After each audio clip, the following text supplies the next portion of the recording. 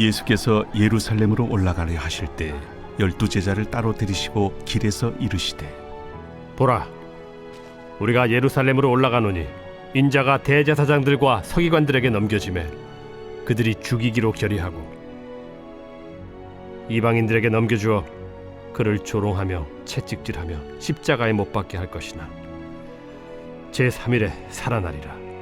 그때 세베대의 아들의 어머니가 그 아들들 데리고 예수께 와서 절하며 무엇을 구하니 예수께서 이르시되 무엇을 원하느냐? 나의 이 두 아들을 주의 나라에서 하나는 주의 우편에 하나는 주의 좌편에 앉게 명하소서. 너희는 너희가 구하는 것을 알지 못하는도다. 내가 마시려는 잔을 너희가 마실 수 있느냐? 할 수 있나이다. 너희가 과연 내 잔을 마시려니와 내 좌우편에 앉는 것은 내가 주는 것이 아니라 내 아버지께서 누구를 위하여 예비하셨든지 그들이 얻을 것이니라. 10제자가 듣고 그 두 형제에 대하여 분이 여기거늘 예수께서 제자들을 불러다가 이르시되 이방인의 집권자들이 그들을 임의로 주관하고 그 고관들이 그들에게 권세를 부리는 줄을 너희가 알거니와 너희 중에는 그렇지 않아야 하나니 너희 중에 누구든지 크고자 하는 자는 너희를 섬기는 자가 되고 너희 중에 누구든지 으뜸이 되고자 하는 자는 너희의 종이 되어야 하리라. 인자가 온 것은 섬김을 받으려 함이 아니라 도리어 섬기려 하고 자기 목숨을 많은 사람의 대속물로 주려 함이니라. 그들이 여리고에서 떠나갈 때 큰 무리가 예수를 따르더라. 맹인 두 사람이 길가에 앉았다가 예수께서 지나가신 담을 듣고 소리질러 이르되 주여, 우리를 불쌍히 여기소서. 다윗의 자손이여. 무리가 꾸짖어 잠잠하라 하되 더욱 소리질러 이르되 주여, 우리를 불쌍히 여기소서. 다윗의 자손이여. 예수께서 머물러 서서 그들을 불러 이르시되 너희에게 무엇을 하여 주기를 원하느냐? 주여, 우리의 눈뜨기를 원하나이다. 예수께서 불쌍히 여기사 그들의 눈을 만지시니 곧 보게 되어 그들이 예수를 따르니라. 할렐루야. 3월 5일 아침 묵상을 같이 함께 나누도록 하겠습니다. 오늘도 기쁘고 행복한 날이 되기를 축복합니다. 오늘 본문은 4개의 단락으로 되어져 있습니다.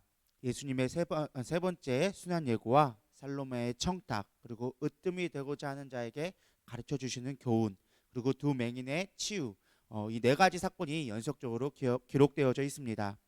이 이야기들은 각각 다른 이야기를 다루고 있는 것 같지만 사실 연속적인 흐름 가운데 우리가 살펴봐야 합니다. 저는 오늘 이 영적 원리로 사는 삶이라는 제목으로 이 4가지의 이야기들을 우리 함께 같이 살펴보고자 합니다. 세 번째 순환 예고가 나옵니다. 17절부터 19절까지 나오는데요. 예수님은 세 번째 순환 예고에 대해서 자세하게 기록해 주고 있습니다. 이방인에게 넘겨주고 죽게 될 것이고 부활까지도 구체적으로 예언해 주고 계십니다. 예수님은 앞서 포도원 품꾼의 비유를 통해서 포도원 주인이 안타까운 마음으로 일꾼을 모아주고 계시는 것을 비유로 알려주셨습니다. 그리고 이 포도원 품꾼의 비유를 반전처럼 이 십자가와 부활이라는 반전을 통하여져서 영적인 원리가 어떻게 되어지는지, 예수님의 사역이 어떻게 되어지는지를 보여주고 있는 것입니다. 영적 원리는 세상과 분명히 다릅니다. 이사야서 55장 8절에는 이렇게 나와져 있습니다. 이는 내 생각이 너희의 생각과 다르며 내 길은 너희의 길과 다름이니라. 여호와의 말씀이니라. 세상의 원리는 이겨내야 하고 강해야 하지만 하나님의 나라의 원리는 져야 이기고 약할 때 강함된다라는 것이 영적인 원리라는 것입니다. 그래서 어렵고 나를 포기하지 않고는 사실 그 길을 갈 수가 없는 것입니다. 오직 성령의 충만함이 있을 때만 우리는 영적으로 살아갈 수 있음을 보여주고 있는 것입니다. 살로메의 청택 두 번째 이야기는 이 순환 예고에 이어져서 나오는 이야기입니다. 20절부터 22절에 보면 세베대의 아들인 야고보와 요한이 나옵니다. 이들의 어머니는 살로메인데요. 예수님과 이제 친인척 관계였습니다. 살로메가 마리아의 이제 언니로서 이모되는 관계였습니다. 예수님의 순환 예고를 듣고 무엇을 생각했는지 모르겠지만 갑자기 청탁이 들어오기 시작합니다. 예수님과 육신적으로 친인척인데다가 어머니로서 자식이 잘 되고자 하는 마음은 충분히 이해는 갑니다. 그러나 하나님 나라는 어떤 관계 속에 있는 것이 아니라 명예나 자리에 있는 것이 아니라 우리가 무엇보다 섬김에 있음을 우리가 좀 본문을 통해서 살펴봐야 되리라 믿습니다. 본문을 보면 22절에 예수께서 대답하여 이르시되 너희는 너희가 구하는 것을 알지 못하는도다 하고 이야기하고 있습니다. 여기서 너희라는 의미로 예수님이 표현을 한 거 보면은 당시에 살로메뿐만 아니라 야고보와 요한도 아마 그러한 청탁에 있어서 동조한 것이 아닐까라는 생각을 해보게 되어졌습니다. 앞서 변화산 사건도 그렇고 베드로와 야고보와 요한은 예수님의 수제자로서 가장 많이 등장하는 인물 중에 한 사람이었습니다. 특별히 베드로가 자주 언급되는 걸 봐서는 은연중 자리 경쟁을 하고 있지 않았을까라고 생각해 봅니다. 왜냐하면 제자들도 제자들 가운데 서로 자리 싸움하는 것들이 성경에 자주 등장하기 때문에 그렇습니다. 문제는 제자들이 예수님의 사역을 이해하지 못하고 세상적인 가치관에 매여져 있었다는 것을 볼 수 있습니다. 우리도 신앙생활을 하다 보면은 헛된 것에 나의 생각을 고정시키고 있지 않나 묵상하게 되어집니다. 예수님은 엉뚱한 부탁을 하는 제자들에게 자신의 잔을 마실 수 있느냐고 진실되게 물어보십니다. 그러자 똥인지 된장인지 구별 못하는 제자들은요 무조건 마실 수 있다라고 대답하게 되어집니다. 아마도 예수님의 오른손 혹은 왼손의 자리를 차지한다고 생각했던 것 같습니다. 놀라운 거는요 이들이 모르고 대답할다 할지라도요 이 잔을 마신다는 것에 대한 그 응답이 이루어졌다라는 것입니다.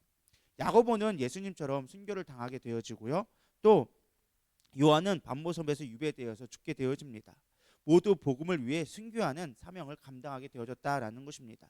저는 이 부분을 묵상하면서요 우리가 하나님은 우리가 알고 하던 모르고 하던 하나님 나라를 위해서 한 서원을 반드시 이루신다라는 것입니다. 다시 말해서 서원한 것은 반드시 그 응답을 취하신다라는 것입니다. 어떤 사람들이 이렇게 생각할지 모르겠습니다. 야 그러니까 함부로 서원하지 말자 이렇게 생각할지도 모르겠습니다.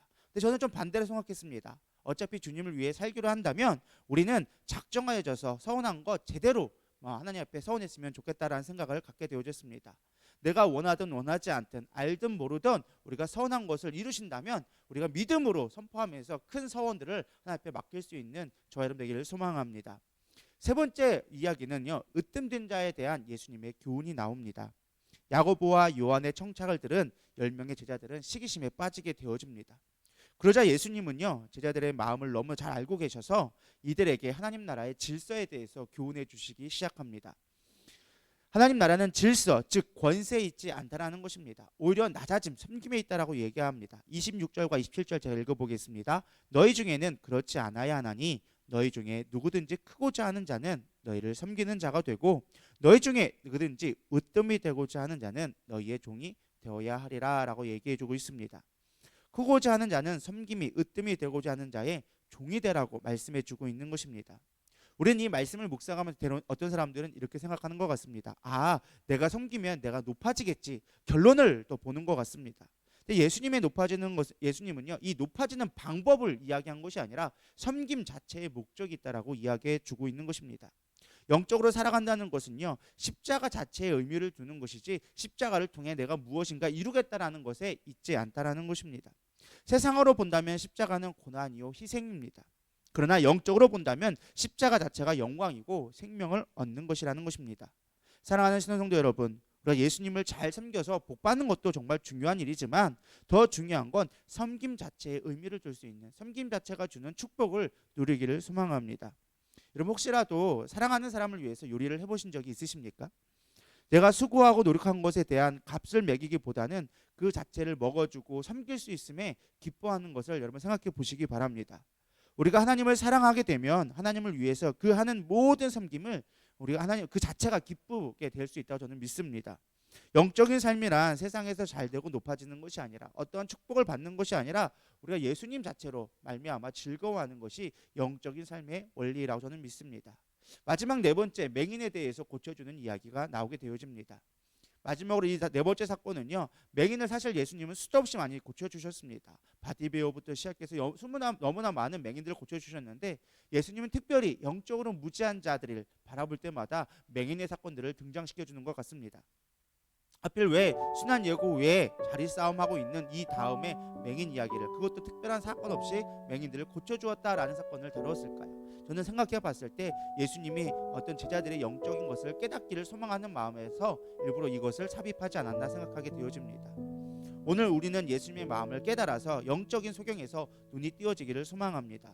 하나님을 기쁘시게 하고 사람을 존귀케 하는 것이 우리의 본질입니다. 그것은 우리가 세상으로 영적으로 살아가는 비결이 아닐까 생각되어집니다. 우리의 삶의 목적과 방향과 자세를요 하나님 나라에 고정되기를 축복합니다. 우리 이 시간 같이 기도하겠습니다. 주님, 오늘 영적으로 사는 삶에 대해서 생각해 보았습니다. 우리도 모르는 사이에 세상 것에 매여져서 주님의 뜻과는 상관없이 살아가고 있지는 않는지 살펴보게 되어집니다. 오늘 영안이 열려서 하나님을 기쁘시게 하는 것이 무엇인지 바라보며 살아가게 도와주시옵소서. 주님을 기쁘시게 하는 삶이 되기를 소망하며 예수님의 이름으로 감사하며 기도드렸사옵나이다. 아멘.